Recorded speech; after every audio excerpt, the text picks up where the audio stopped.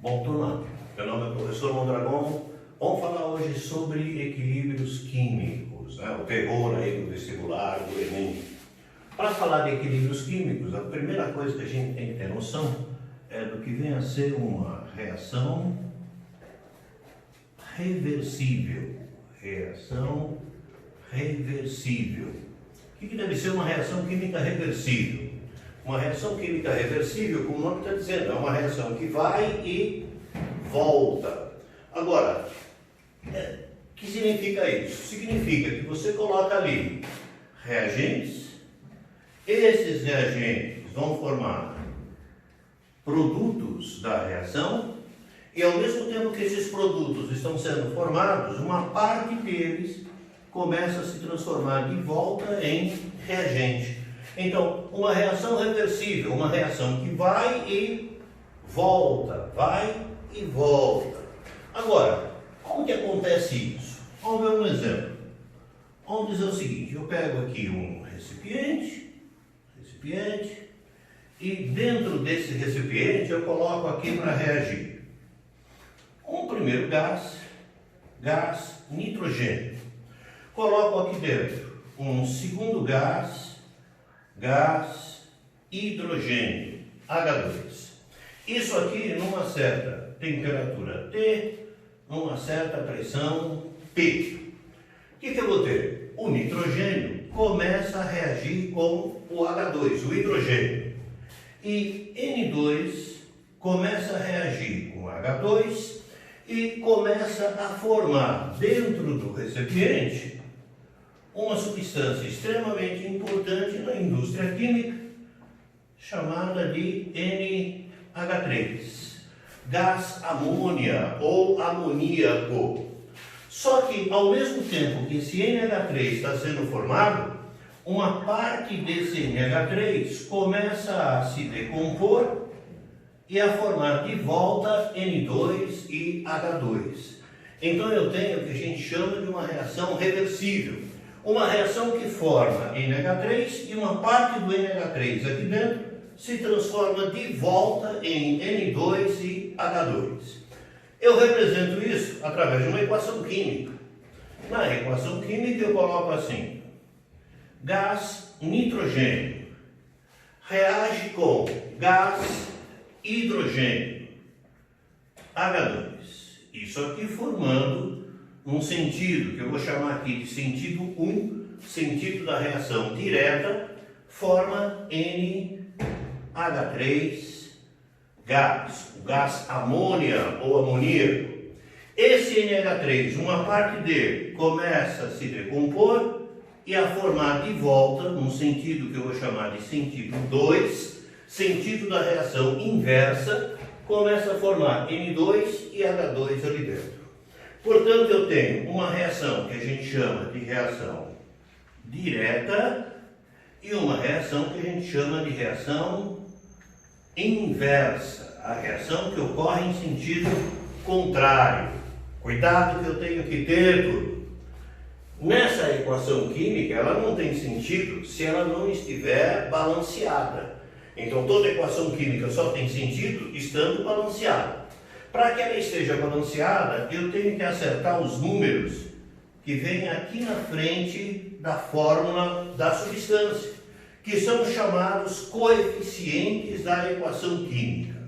Outro detalhe, você só pode mexer aqui na frente, ó. Você não pode mexer na fórmula, porque imagine o seguinte, ó. H2O é água, mas se eu colocar H2O2, já é água oxigenada, peróxido de hidrogênio. Então, aqui na fórmula você não pode mexer, você só pode mexer aqui na frente para fazer o acerto de coeficiente. Como que eu faço isso? Vamos pelo método da tentativa. Eu coloco aqui o número 1. Então eu vou ter 1 vezes 2, 2 nitrogênio. Do outro lado eu tenho que ter 2. Aqui, quando não tem número nenhum, quer dizer 1. Eu não posso mexer na fórmula, tenho que mexer na frente. Então eu multiplico aqui por 2. 2 vezes 1, 2. Nitrogênio já está certo. Aí eu tenho NH3. 2 vezes 3, 6. 6 hidrogênios. Então eu vou multiplicar aqui por 3. 3 vezes 2, 6. A minha equação está balanceada. Agora, observe o seguinte. Aqui dentro, o que está acontecendo? Você colocou N2, colocou H2. Formou NH3. Esse NH3 começa a se decompor, uma parte, e a formar de volta N2 e H2. Isso é o que a gente chama de uma reação química reversível. Agora, a pergunta é, quando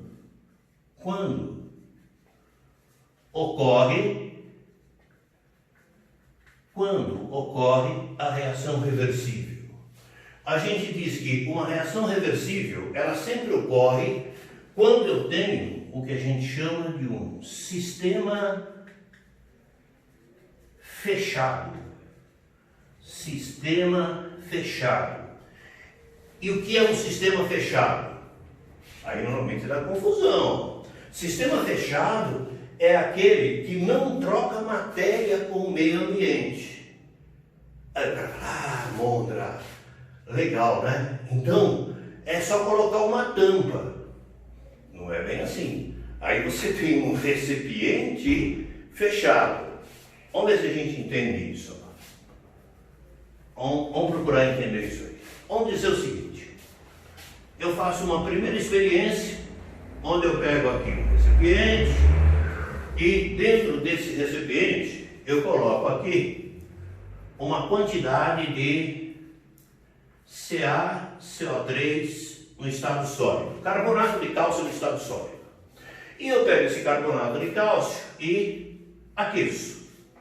No momento que eu aquecer o carbonato de cálcio, o que ele vai fazer? Ele vai se decompor, vai formar óxido de cálcio, CaO, cal, né? Óxido de cálcio, cal, e vai formar CO2, gás carbônico. Esse gás carbônico formado, ele se manda, ele vai embora aqui para a atmosfera. Aqui dentro eu fico com o carbonato de cálcio, fico com o óxido de cálcio sólido e o CO2 foi embora. O CO2 indo embora, eu não tenho um processo contrário. No momento em que eu tampo esse recipiente, o que acontece? Esse CO2 formado, ele está preso aqui dentro. Então ele começa a reagir de volta com o CaO e a formar de volta o óxido de cálcio. Aí o cara fala para mim, pô, Mondra, então o sistema fechado é aquele que está tampado. Não é bem isso. Olha lá esse outro exemplo aqui, ó. Eu pego um recipiente, eu coloco aqui dentro água, H2O, no estado líquido, e eu jogo aqui dentro ácido sulfúrico, H2SO4, H2SO4 concentrado. No momento em que eu jogar ácido sulfúrico aqui dentro, o ácido sulfúrico reage com a água. Então eu vou ter H2SO4, simplificando um pouco, em meio aquoso. Eu vou ter decomposição, formação de cátion H+, em meio aquoso, ânion sulfato em meio aquoso. E eu vou ter um processo contrário ocorrendo. O H+ se unindo com SO4 e formando de volta H2SO4. Isso significa que eu tenho aqui um processo reversível. O sistema é fechado, não troca a matéria com o meio ambiente.